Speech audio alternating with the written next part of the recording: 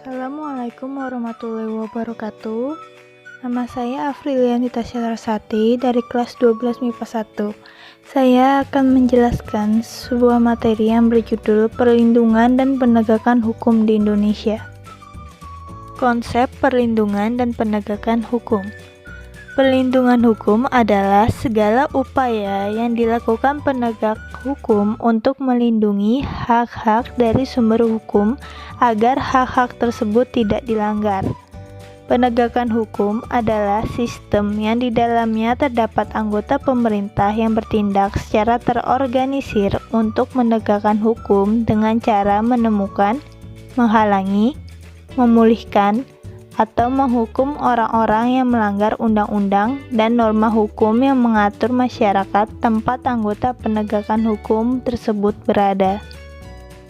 Menurut Andi Hamzah, dikutip oleh Sumardi dalam artikelnya yang berjudul Hukum dan Penegakan Hukum tahun 2007, perlindungan hukum dimaknai sebagai daya upaya yang dilakukan secara sadar oleh setiap orang maupun lembaga pemerintah dan swasta yang bertujuan mengusahakan pengamanan, penguasaan, dan pemenuhan kesejahteraan hidup sesuai dengan hak-hak asasi yang ada. Selanjutnya, unsur-unsur perlindungan hukum. Yang pertama, adanya perlindungan dari pemerintah kepada warganya. Yang kedua, jaminan kepastian hukum. Yang ketiga, berkaitan dengan hak-hak warga negara. Yang keempat, adanya sanksi hukuman bagi yang melanggarnya. Pentingnya perlindungan dan penegakan hukum. Sebagai negara hukum, Indonesia wajib melaksanakan proses perlindungan dan penegakan hukum. Negara wajib melindungi warga negaranya dari berbagai macam ketidakadilan, ketidaknyamanan, dan penyimpangan hukum lainnya. Selain itu, negara mempunyai kekuasaan untuk memaksa seluruh warga negaranya untuk melaksanakan semua ketentuan yang berlaku. Perlindungan dan penegakan hukum sangat penting dilakukan karena dapat mewujudkan hal-hal berikut ini. Yang pertama, tegaknya supremasi hukum. Supremasi hukum bermakna bahwa hukum mempunyai kekuasaan mutlak dalam mengatur pergaulan manusia dalam berbagai macam kehidupan. Yang kedua, tegaknya keadilan. Setiap warga negara dapat menikmati haknya dan melaksanakan kewajibannya. Hal itu dapat terwujud apabila aturan ditegakkan. Yang ketiga, mewujudkan perdamaian. Perdamaian akan terwujud apabila setiap orang merasa dilindungi dalam segala bidang kehidupan. Hal itu akan terwujud apabila aturan-aturan yang berlaku dilaksanakan. Faktor perlindungan dan penegakan hukum. Menurut Surjono Sukanto, keberhasilan proses perlindungan dan penegakan hukum tidaklah semata-mata menyangkut ditegakkannya hukum yang berlaku. Akan tetapi, sangat bergantung pada beberapa faktor. Yang pertama, hukum. Dalam hal ini yang dimaksud adalah undang-undang yang dibuat tidak boleh bertentangan dengan ideologi negara. Yang kedua, penegak hukum, yaitu pihak-pihak yang secara langsung terlibat dalam bidang penegakan hukum. Yang ketiga, masyarakat, yakni masyarakat lingkungan di mana hukum tersebut berlaku dan diterapkan. Yang keempat, sarana atau fasilitas. Sarana atau fasilitas tersebut mencakup tenaga manusia yang terdidik dan terampil, organisasi yang baik, peralatan yang memadai, keuangan yang cukup, dan sebagainya. Yang kelima, kebudayaan, yaitu sebagai hasil karya, cipta, dan rasa yang didasarkan pada karsa manusia di dalam pergaulan hidup. Peran lembaga penegak hukum. Yang pertama ada Kepolisian Republik Indonesia, yang kedua Kejaksaan, yang ketiga Hakim, yang keempat Advokat, yang kelima Komisi Pemberantasan Korupsi atau KPK. Nah, yang pertama peran Kepolisian Republik Indonesia atau Polri. Kepolisian RI atau Polri merupakan lembaga negara yang berperan dalam memelihara keamanan dan ketertiban masyarakat, menegakkan hukum, serta memberikan perlindungan, pengayoman, dan pelayanan kepada masyarakat dalam rangka terpeliharanya keamanan dalam negeri. Polri sebagai penyidik utama yang menangani setiap kejahatan dalam rangka menciptakan keamanan dalam negeri diatur dalam Undang-Undang Republik Indonesia Nomor 2 Tahun 2002 tentang Kepolisian Republik Indonesia. Wewenang dari Kepolisian Republik Indonesia yang pertama melakukan penangkapan, penahanan, penggeledahan, dan penyitaan. Yang kedua, membawa dan menghadapkan orang kepada penyidik dalam rangka penyidikan. Yang ketiga, melakukan pemeriksaan dan penyitaan surat. Yang keempat, memanggil orang untuk didengar dan diperiksa sebagai tersangka atau saksi. Yang kelima, mengadakan penghentian penyidikan. Yang kedua, peran Kejaksaan Republik Indonesia. Keberadaan Kejaksaan Republik Indonesia diatur dalam Undang-Undang RI Nomor 16 Tahun 2004 tentang Kejaksaan Republik Indonesia. Berdasarkan undang-undang tersebut, kejaksaan sebagai salah satu lembaga penegak hukum yang berperan dalam menegakkan supremasi hukum, perlindungan kepentingan umum, penegakan hak asasi manusia, serta pemberantasan korupsi, kolusi, dan nepotisme atau KKN. Tugas dan wewenang dari Kejaksaan Republik Indonesia dibagi menjadi 3 bidang. Yang pertama, ada bidang pidana. Di bidang pidana, tugas dan wewenangnya yang pertama melakukan penuntutan, yang kedua melaksanakan penetapan hakim dan putusan pengadilan yang telah memperoleh kekuatan hukum tetap. Yang ketiga, melakukan pengawasan terhadap pelaksanaan putusan pidana bersyarat, putusan pidana pengawasan, dan keputusan lepas bersyarat. Yang keempat, melakukan penyidikan terhadap tindak pidana tertentu berdasarkan undang-undang.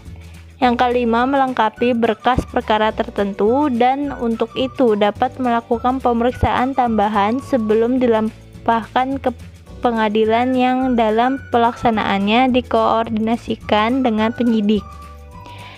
Bidang yang kedua ada bidang perdata dan tata usaha negara. Kejaksaan dengan kuasa khusus dapat bertindak baik di dalam maupun di luar pengadilan untuk dan atas nama negara atau pemerintah. Bidang yang ketiga ada bidang ketertiban dan ketentraman umum. Yang pertama, peningkatan kesadaran hukum masyarakat. Yang kedua, pengamanan kebijakan penegakan hukum.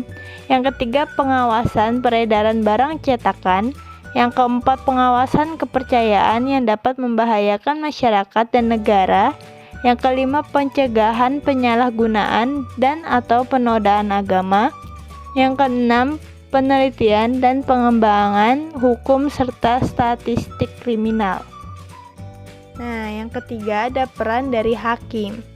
Kekuasaan kehakiman diatur dalam Undang-Undang RI Nomor 48 Tahun 2009 tentang kekuasaan kehakiman. Hakim adalah pejabat peradilan yang diberi wewenang oleh undang-undang untuk mengadili. Hakim sebagai pihak pemutus perkara sangat berperan sebagai penentu masa depan hukum, karena setiap keputusan hakim akan menjadi pusat perhatian masyarakat. Hakim tidak hanya berperan sebagai corong undang-undang, tetapi hakim juga berperan sebagai penentu hukum sesuai dengan nilai-nilai budaya yang hidup di masyarakat, terutama nilai-nilai Pancasila. Sedangkan peranan hakim dalam memutus perkara pidana yang dapat memenuhi rasa keadilan masyarakat. Dalam hal memutus sesuatu perkara, hakim mempunyai kebebasan. Hal ini sesuai dengan salah satu unsur negara hukum yang menyatakan bahwa adanya peradilan yang bebas dan tidak memikat. Hakim selain memperhatikan ketentuan yang tertulis dalam undang-undang, juga memperhatikan hukum yang hidup dalam masyarakat serta menggunakan hati nurani, yaitu berdasarkan hakim dan rasa keadilan masyarakat. Hal ini sejalan dengan gagasan tipe penegakan hukum yang progresif. Yang keempat, ada peran dari advokat. Advokat adalah orang yang berprofesi memberi jasa hukum, baik di dalam maupun di luar pengadilan. Keberadaan advokat diatur dalam Undang-Undang RI Nomor 18 Tahun 2003 tentang advokat. Tugas advokat secara khusus adalah membuat dan mengajukan gugatan, jawaban, tangkisan, sangkalan, memberi pembuktian, mendesak, serta disidangkan atau diputuskan perkaranya, dan sebagainya. Di samping itu, pengacara bertugas membantu hakim dalam mencari kebenaran dan tidak boleh membalikkan peristiwa demi kepentingan kliennya agar kliennya menang dan bebas. Yang terakhir, peran Komisi Pemberantasan Korupsi atau KPK. Komisi Pemberantasan Korupsi atau KPK adalah sebuah komisi yang dibentuk pada tahun 2003 berdasarkan Undang-Undang RI Nomor 30 Tahun 2002 tentang Komisi Pemberantasan Tindak Pidana Korupsi. Tujuan dibentuknya KPK adalah untuk mengatasi, menanggulangi, dan memberantas korupsi.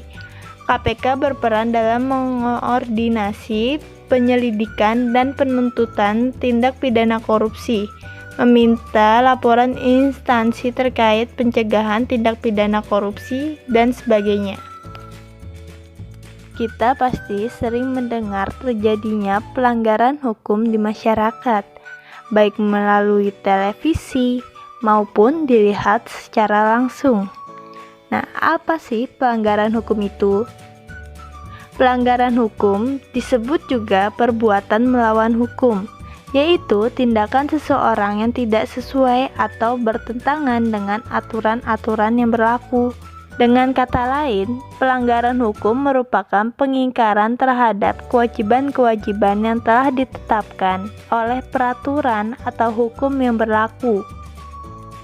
Contoh pelanggaran hukum, yang pertama, mencontek ketika ulangan, yang kedua, membuang sampah sembarangan, dan yang ketiga, datang terlambat ke sekolah. Lalu, apa sih sanksi yang akan kita dapat apabila kita melakukan pelanggaran hukum? Nah, sanksi terhadap pelanggaran banyak dan beragam. Sifat dan jenis sanksi dari setiap norma atau hukum berbeda satu sama lain. Akan tetapi, dari segi tujuannya itu sama, yaitu mewujudkan ketertiban dalam masyarakat. Sanksi hukum harus bersifat tegas dan nyata, yang artinya tegas berarti adanya aturan yang telah dibuat secara material, telah diatur dalam perundang-undangan. Misalnya hukum pidana mengenai sanksi diatur dalam pasal 10 KUHP. Yang kedua, nyata. Nyata berarti adanya aturan yang secara material telah ditetapkan kadar hukumnya berdasarkan perbuatan yang dilanggarnya. Contohnya pasal 338 KUHP menyebutkan barang siapa sengaja merampas nyawa orang lain diancam karena pembunuhan dengan pidana penjara paling lama 15 tahun. Sanksi hukum diberikan oleh negara melalui lembaga-lembaga peradilan. Sanksi sosial diberikan oleh masyarakat, misalnya dengan cemoohan, dikucilkan dari pergaulan, bahkan yang paling berat diusir dari lingkungan masyarakat.